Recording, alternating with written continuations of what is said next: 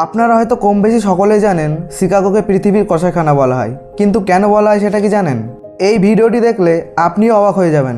তার আগে আমাদের চ্যানেলে নতুন হলে অবশ্যই চ্যানেলটি সাবস্ক্রাইব করে দিন, সাথে লাইক শেয়ার কমেন্ট করতে একদম ভুলবেন না।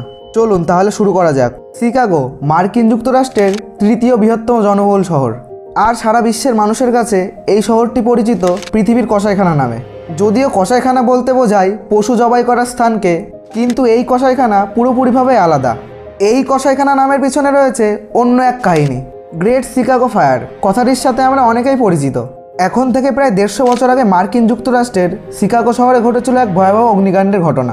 19 শতকের যুক্তরাষ্ট্রে যেসব বিপর্যয়ের কথা শোনা যায়, গ্রেট শিকাগো ফায়ার তাদের মধ্যে অন্যতম।